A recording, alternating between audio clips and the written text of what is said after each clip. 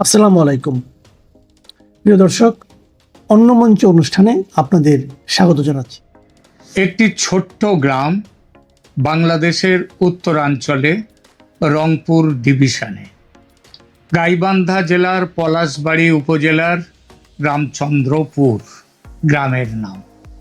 চারদিকে সবুজ মাঠ, কৃষকের জমি, কাঁচা রাস্তা, গ্রামীণ জনপদ, বাইরের পৃথিবীর কাছে প্রায় অচেনা একটি জায়গা।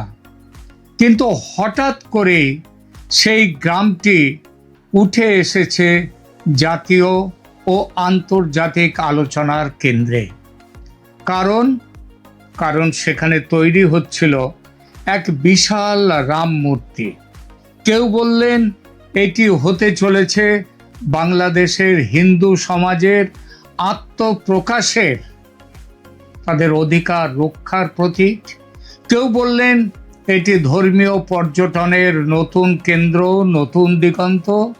আবার কেউ অভিযোগ করলেন এর পেছনে আছে রাজনৈতিক রহস্য, অর্থনৈতিক রহস্য। বিতর্ক বাড়ল, উত্তেজনা বাড়ল। আর তারপর যখন রাম মূর্তির ৮০% নির্মাণ হয়ে গেছে, সেখানে আদিযোগী শিব মূর্তির তার ৭০-৮০% তৈরি হয়ে গেছে, সেখানে কৃষ্ণ মূর্তি তারও বড় অংশই তৈরি হয়ে গেছে। তখনই একদিন ঘোষণা এলো নির্মাণ কাজ আপাতত বন্ধ। কারণ সেখানে সংখ্যাগুরু সংখ্যার যারা মুসলিমরা, তারা সেটা বন্ধ করে দিয়েছে। তারা ৭২ ঘন্টার আলটিমেটাম দিয়েছে যে হয় এই কাজ বন্ধ করে দিতে হবে, ধ্বংস করে দিতে হবে এই মূর্তি। কিন্তু প্রশ্ন হলো, এই গল্প কি শুধুই একটি মূর্তির গল্প, নাকি এর পেছনে লুকিয়ে আছে বাংলাদেশের ইতিহাস, উত্তরবঙ্গের হিন্দু সমাজের দীর্ঘ সংগ্রাম এবং একটি প্রাচীন মন্দির ক্ষেত্রের বিস্মৃত অতীত? হ্যাঁ, রামচন্দ্রপুর হঠাৎ সেখানে কোনো মন্দির তৈরি হচ্ছে না, তার একটা বিরাট অতীত আছে। আজ আমরা সেই গল্পই জানব। কয়েকটি পর্বে, অধ্যায়ে আমরা ভাগ করছি আমাদের সেই পর্ব। এবার আসি অধ্যায় ১। রামচন্দ্রপুরের প্রাচীন মন্দির ক্ষেত্র, যে জায়গাটিকে ঘিরে আজ এত বিতর্ক, সেটি কোনো নতুন ধর্মীয় কেন্দ্র নয়। স্থানীয় মন্দির কর্তৃপক্ষের দাবি অনুযায়ী এই মন্দির ক্ষেত্রের ইতিহাস শুরু হয়েছিল ১৭৮৭ সালে। ভাবুন একবার, ১৭৮৭ সাল।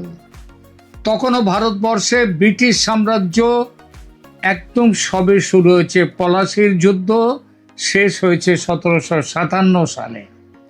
আর বাংলা তখন সদ্য পলাশির অভিঘাত কাটিয়ে উঠছে। এমন সময়ে উত্তরবঙ্গের বিস্তীর্ণ অঞ্চল তখনও নগর সভ্যতার, আধুনিক সভ্যতার বাইরে।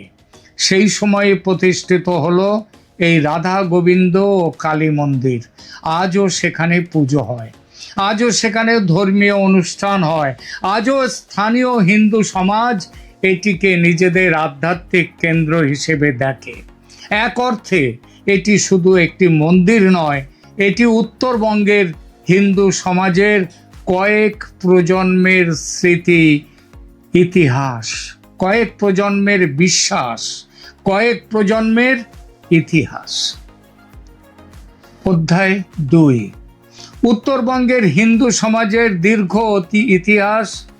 বাংলাদেশের ইতিহাস নিয়ে আলোচনা হলেই আমরা প্রায়শই ঢাকা, চট্টগ্রাম, খুলনা বা বরিশালের কথা বলি, কিন্তু উত্তরবঙ্গের হিন্দু সমাজের ইতিহাস অনেক সময় আলোচনার বাইরে থেকে যায়।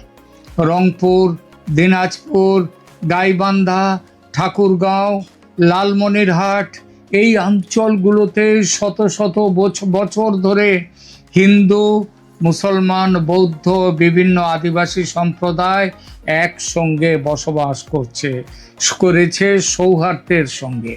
কৃষি নির্ভর এই সমাজে মন্দির কেবল ধর্মীয় উপাসনার জায়গা ছিল না, মন্দির ছিল সামাজিক কেন্দ্র, সাংস্কৃতিক কেন্দ্র, শিক্ষার কেন্দ্র, অনেক ক্ষেত্রে স্থানীয় অর্থনীতিরও কেন্দ্র।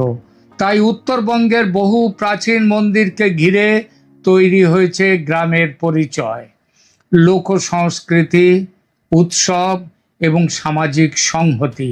রামচন্দ্রপুরের মন্দিরও সেই ঐতিহ্যেরই একটি অংশ।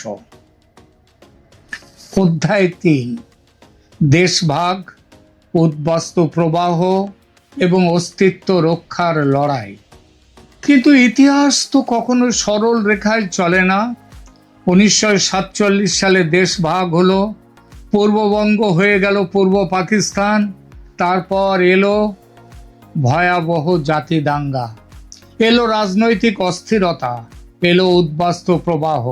উত্তরবঙ্গের বহু হিন্দু পরিবার পশ্চিমবঙ্গে চলে গেল, অনেক মন্দির পরিত্যক্ত হলো, অনেক দেবোত্তর সম্পত্তি দখলের অভিযোগ উঠল, অনেক ধর্মীয় প্রতিষ্ঠান ধীরে ধীরে দুর্বল হয়ে পড়ল। তবু সবাই তো চলে যায়নি, অনেক পরিবার, হিন্দু পরিবার থেকে গেছে। তারা তাদের মন্দির বাঁচিয়ে রেখেছে, তাদের পূজা পার্বণ বাঁচিয়ে রেখেছে, তাদের সংস্কৃতি বাঁচিয়ে রেখেছে। রামচন্দ্রপুরের মন্দির ক্ষেত্র সেই টিকে থাকার ইতিহাসের একটি প্রতীক। যারা একে টিকিয়ে রেখেছে তাদেরকে একটা স্যালুট। অধ্যায় 4, দেবোত্তর সম্পত্তি কেন এত গুরুত্বপূর্ণ?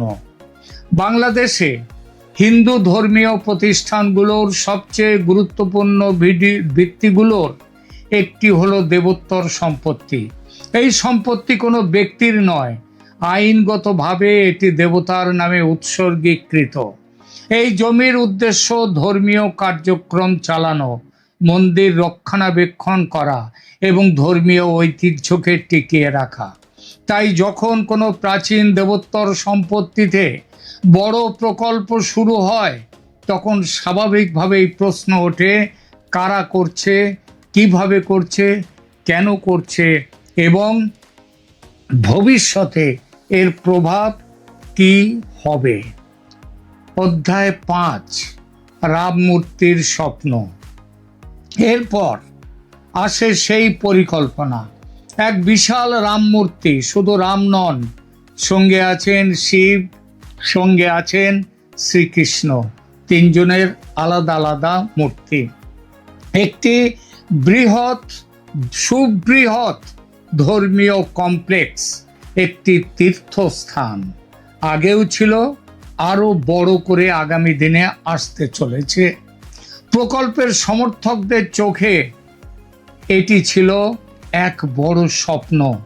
তাদের যুক্তি, বাংলাদেশে যদি যেখানে বৌদ্ধদের জন্য পাহাড়পুর আছে, মুসলমানদের জন্য রয়েছে অসংখ্য ঐতিহাসিক স্থাপনা, কিন্তু হিন্দুদের জন্য বড় ধর্মীয় পর্যটন নেই।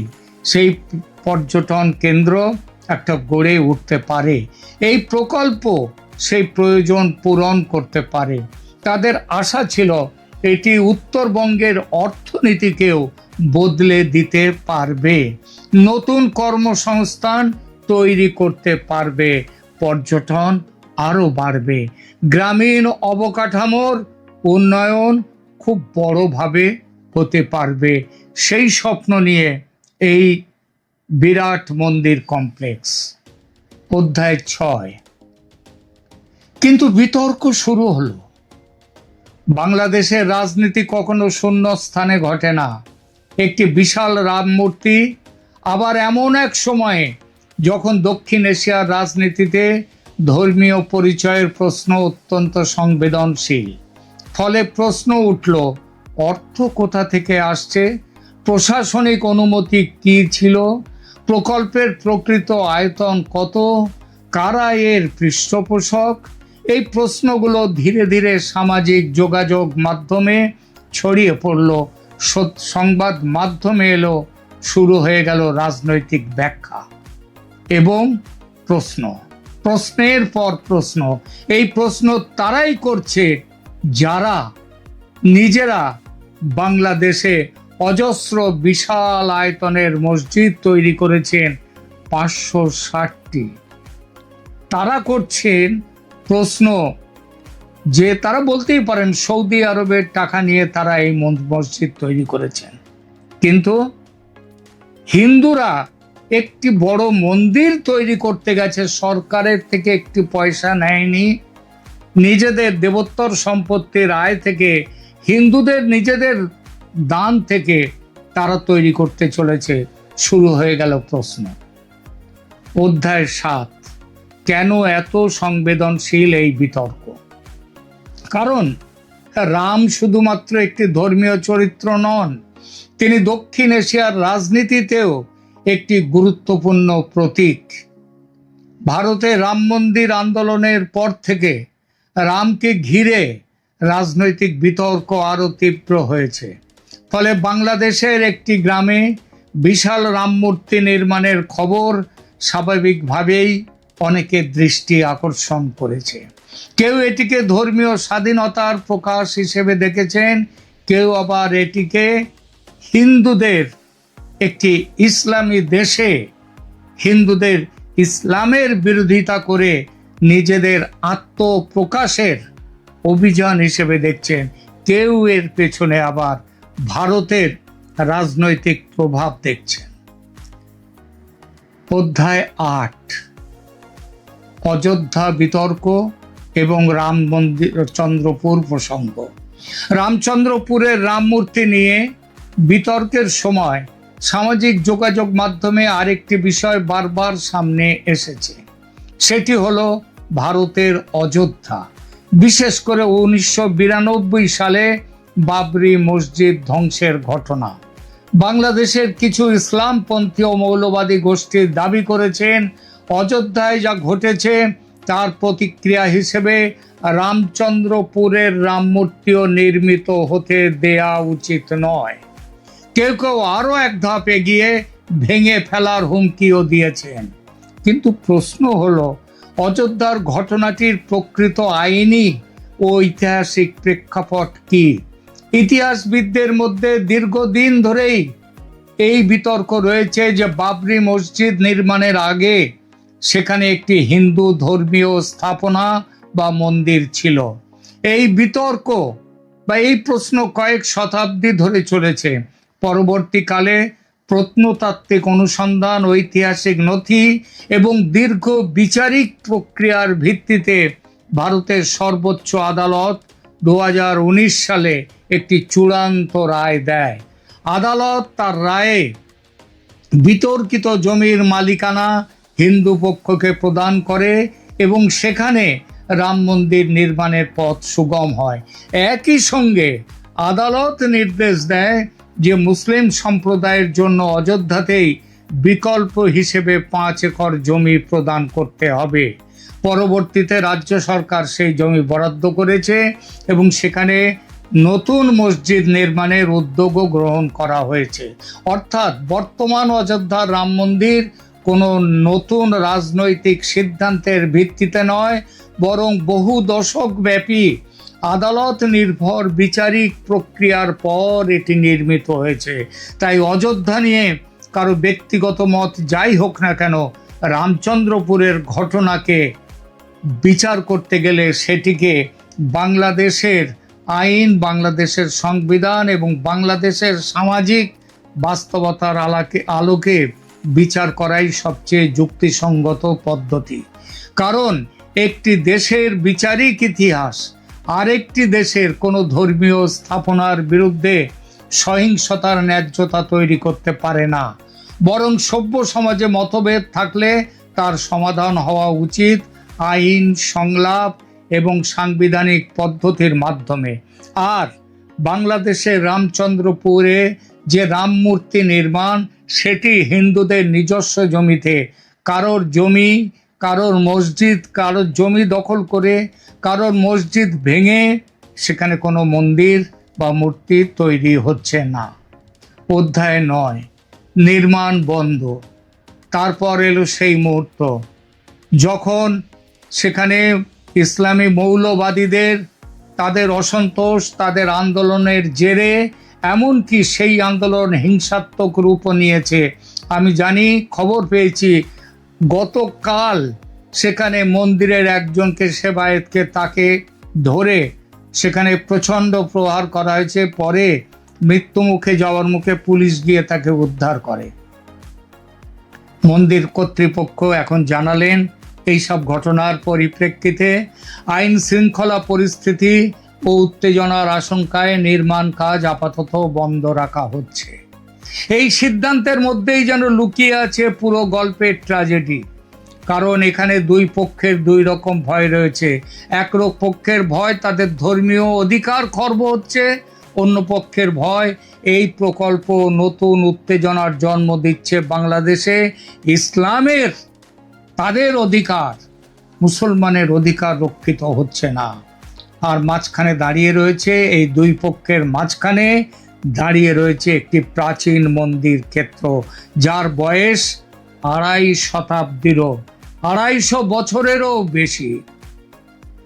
বন্ধুরা, রামচন্দ্রপুরের গল্পকে যদি আমরা শুধুমাত্র রামমূর্তি বিতর্ক বলে দেখি, বাংলাদেশের রামমূর্তি বিতর্ক, তাহলে আমরা পুরো ছবিটা দেখতে পাবো না। এটি আসলে 3টি সমান্তরাল গল্প।